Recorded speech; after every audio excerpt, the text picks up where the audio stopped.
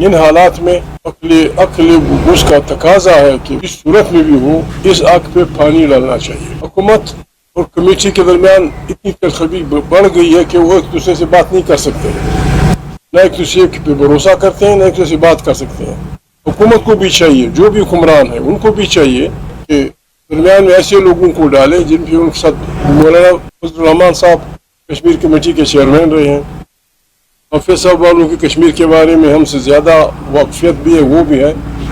किसी को बाहर सूरत इसमें पढ़ना पड़ेगा। हमारे दोस्त लब्बैक वालों को भी मारोगे, बलोचों को भी मारोगे, पश्तूनों को भी मारोगे, पता नहीं क्या खून का ने वो लग गया है। फिर सबकी मेहरबानी आए थे, हमसे जो हो सका, जो हमसे इमदाद हो सकी, जो हमसे कोई कॉपरेशन हो सकी, हम आपको भी देंगे, हर उस आदमी को देंगे जो इस कार्य खैर में आगे बढ़ेगा। वैसे हमारी ख्वाहिश थी कि हम जाएं, वो अंग्रेजी में कहते हैं फ्रॉम हासिस माउथ, कमेटी वालों से सुने कि क्या है। मैंने हाफिज भाई से पहला सवाल ये किया था, मैंने कहा ये हालत यहाँ तक पहुंची क्यों? कश्मीर जैसे लोग, बाकी लोग अगर बदनाम थे कि यार बंदूक के दनी है और दहशतगर्द हैं और मारने वाले लोग, कश्मीरी तो बड़े शरीफ लोग थे, वो इस हद तक क्यों पहुंचे कि आपको उन्हें या उनको आपके खिलाफ सख्त शेल देना पड़ा? बल खुदा करे, खुदा इस मुल्क पे रहम करे।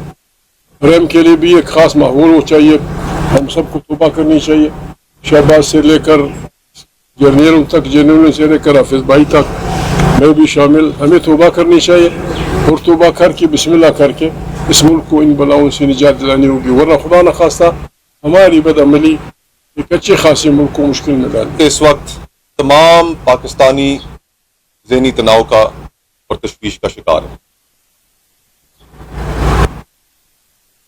सालिसी किसी भी झगड़े को ख़त्म करना, लोगों के दिल आपस में जोड़ना, यह खैर बरकत का काम है। इस खैर बरकत के काम में हम असूलन आपकी पुष्ट पर खड़े तो जरूर होंगे और चाहेंगे कि यह अमल कामयाब तो हो, लेकिन इसमें कुछ चीजें ऐसी हैं कि जिनको मलूज़े खातिर रखना जरूरी है। पहली चीज कि आजाद कश्मीर में मजमूई तौर पर जो सियासी अमल है उसको इस हद तक दागदार कर दिया गया है, उसके ऊपर से लोगों का एतमाद इस हद तक उठ चुका है कि आज इलेक्शंस हो या वहां पर हुकूमत का कयाम हो, उस अमल पर वहां के लोगों का एतमाद बाकी नहीं रहा। और जो बुनियादी वजह है सारे झगड़े की,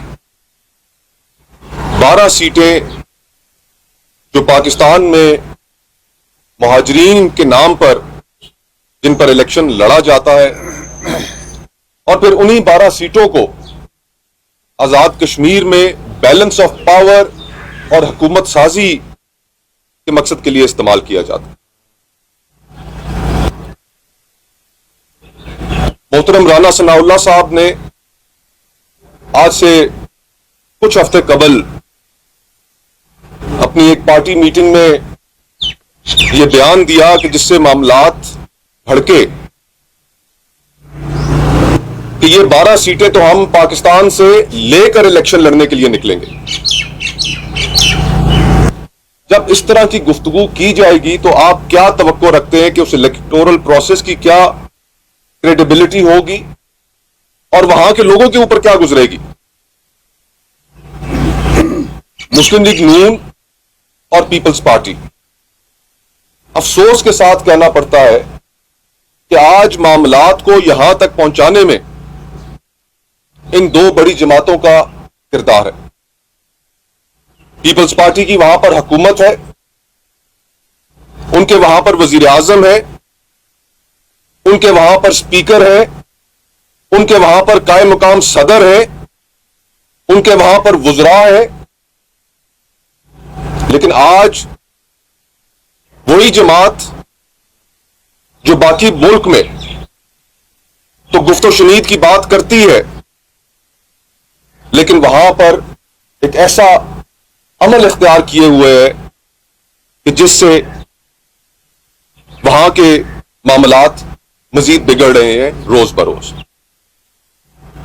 مسلم لیگ نون کا طرز عمل آپ دیکھیے. خواجہ آصف صاحب میرے لیے بہت محترم ہے، لیکن انہوں نے جو 2 روز پہلے گفتگو کی، آپ لوگوں کو بجائے اس کے کہ انگیج کریں، دونوں جماعتوں کے قائدین، رہنما، حکومتیں مسلسل یہ کوشش کر رہی ہیں کہ کس طرح اس آگ کو مزید بڑھایا جائے. اب اس بیان کے بعد جو خواجہ آصف صاحب نے دیا، کیا وہاں پر جذبات مزید نہیں بھڑکیں گے؟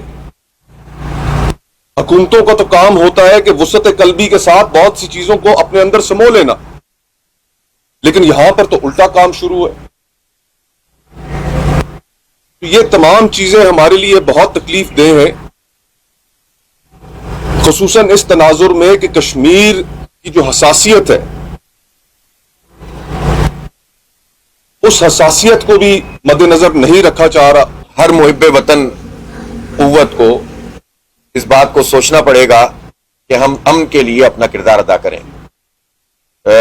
ہم نے آج ہم حاضر ہوئے تھے، محمود خان اچرزئی صاحب ہمارے بزرگ ہیں، پاکستان کی سیاست میں ان کا بہت بڑا نام ہے، بہت ان کا تجربہ ہے کہ ان سے رہنمائی بھی لیں اور ان کی خدمت میں اپنی گزارشات بھی پیش کریں.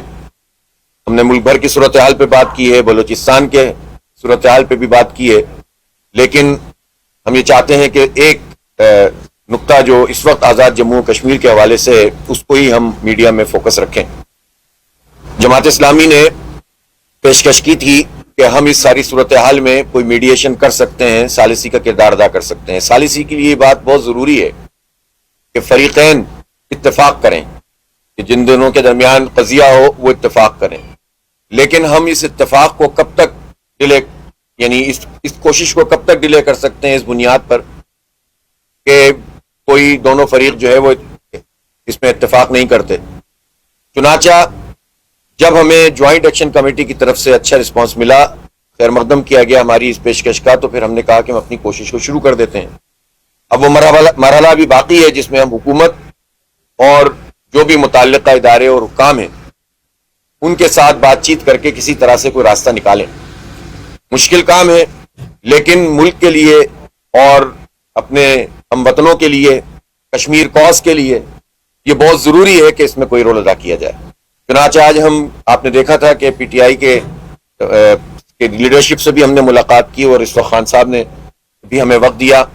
ہم نے یہ گزارشات ان کی خدمت میں بھی پیش کی ہیں. انہوں نے بھی ایک کوشش کی ہے اور ان کا ارادہ تھا کہ وہاں جائیں، لوگوں کے ساتھ بات چیت کریں، لیکن انفارچونیٹلی حکومت کی طرف سے وہ اقدامات نہیں کیے گئے ہیں جس کے نتیجے میں کوئی کوشش فروٹفل ہو سکے.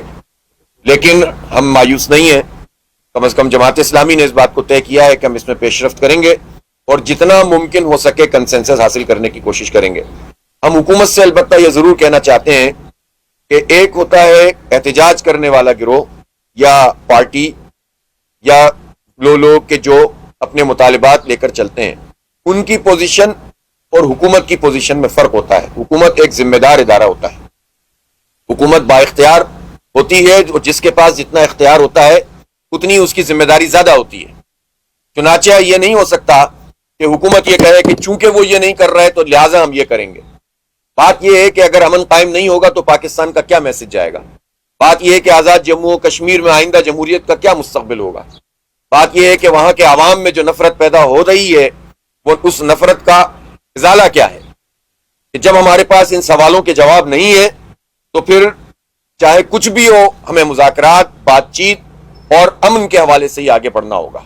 البتہ ہم یہ بات جانتے ہیں، ہم سب اس بات سے واقف ہیں کہ پاکستان کے فریم ورک میں رہتے ہوئی بات ہوگی. ایسا نہیں ہو سکتا کہ ہم وہ نیریٹو اختیار کر لیں کہ جو پاکستان مخالف نیریٹو ہے. لہٰذا جوائنٹ ایکشن کمیٹی سے بھی ہماری پہلی بات ہی یہی ہے کہ اس نیریٹو کے ساتھ تو گفتگو آگے نہیں بڑھ سکتی. البتہ مطالبات کی جتنی شکلیں موجود ہیں اس سب پر بات چیت ہو سکتی ہے اور اس کے لیے تبادلہ خیال کے ذریعے سے مسئلے کو حل کیا جا سکتا ہے. میں زیادہ تفصیل میں اس لیے نہیں جاؤں گا کہ پھر بات سے بات نکلتی ہے اور پھر کوئی بھی کوشش جو ہے وہ فروٹفل ثابت نہیں ہوتی. اللہ کرے کہ اس کوشش میں اللہ برکت ڈال دے اور لوگوں کے دلوں میں یہ بات اتر جائے اور کسی طرح آزاد جموں کشمیر کے جو یہ خراب حالات ہیں وہ بہتر ہو جائیں. دیکھیں ابھی ہم نہ اس سارے موضوع پر بات نہیں کر رہے ہیں، اس لیے کہ جب ہم اصولی بات یہ ہے کہ الیکشن ہونا چاہیے اور صحیح ہونا چاہیے. دیکھیں یہ جو سوال ہے نا وہ بہت بنیادی سوال ہے جو خان صاحب نے کیا کہ بھائی پہلے بتائیں کہ حالات یہاں تک پہنچے کیوں. اس لیے لوگوں میں یہ انریسٹ کریٹ ہوتا ہے جب آپ مینڈیٹ کا احترام نہیں کرتے. جب آزاد کشمیر کے لوگوں کو یہ بات پتہ ہوگی کہ جس کی یہاں پر حکومت ہوتی ہے پاکستان میں اسلام آباد میں اس کی حکومت مظفر آباد میں بنتی ہے تو پھر کیا معنی رہ گئے کسی پارٹی میں شامل ہونے کے اور کسی پارٹی کی بنیاد پر الیکشن لڑنے کے. تو یہ جب آپ جمہوری عمل سے لوگوں کو مایوس کرتے چلے جاتے ہیں اور یہ کسی ایک پارٹی کے لیے نہیں ہے, ماشاءاللہ سب نے ہی اس کو انجوائے کیا. یعنی اس وقت کہ جب کسی پارٹی کو فائدہ مل رہا ہوتا ہے تو وہ پارٹی جو ہے یہ نہیں دیکھتی ہے کہ اس کا بعد میں اسے نقصان بھی ہوگا یا ملک کو نقصان ہوگا. تو یہ ساری پارٹیاں یہ کام کرتی ہیں جس کی وجہ سے یہ پارٹیاں ڈسکریڈٹ ہوتی چلی گئیں اور ایک تناؤ پیدا ہوتا چلا گیا, ایک غصہ پیدا ہوتا چلا. اس غصے کو کسی نے زبان دے دی اور اس کے نتیجے میں وہ بات آگے بڑھتی چلی گئی. اس لیے جب تک روٹ کاز کو نہیں پکڑیں گے تو مسئلہ حل نہیں ہوگا. لیکن ابھی ہم وہ سب کام بھی کریں گے انشاءاللہ. اللہ نے چاہا تو ان سب چیزوں پر بھی ایک پورا اتفاق رائے پیدا ہو تاکہ ملک میں اس طرح شبخون جمہوریت پہ بھی نہ مارا جائے اور لوگوں کی رائے پہ بھی نہ مارا جائے اور مسلط نہ کیا جائے. لیکن اس وقت تو پہلا کام یہ ہے کہ کسی بھی طریقے سے اس سچویشن سے ہم باہر آئیں, پھر بیٹھ کر بات کریں گے انشاءاللہ. دیکھیں بات چیت جو بھی ہوگی نا وہ پاکستان کے فریم ورک میں اور آئین کے فریم ورک میں ہوگی. پہلی بات تو یہ ہے کسی کی کوئی بھی اوپینین ہو سکتی ہے اور جو وہ ایکشن کمیٹی ہے اس میں کوئی ایک قسم کے لوگ تو نہیں ہے نا, کئی قسم کے لوگ ہیں. تو ہم پاکستان مخالف تو کسی بھی چیز کو لے کے نہیں چل سکتے. سب جانتے ہیں اس بات کو, وہ خود بھی جانتے ہیں. جنہوں نے ہماری ثالثی کو کا خیر مقدم کیا ہے وہ یہ بات ہماری اس پوزیشن کو بہت اچھی طرح جانتے ہیں. اور اگر وہ جماعت اسلامی کو ہی نہ جانیں گے تو کس کو جانیں گے. تو اس لیے ہمیں اس سے غرض نہیں ہے کہ کون کون لوگ کسی جگہ پر موجود ہیں. ہمیں اس سے غرض ہے کہ اس فریم ورک میں رہتے ہوئے امن کو تلاش کرنا اور خون ریزی سے بچانا اور مسئلے کو حل کرنا اور بین الاقوامی سطح پر جگ ہسائی سے بچنے کے لیے جو کیا جا سکتا ہے وہ ہم کریں گے.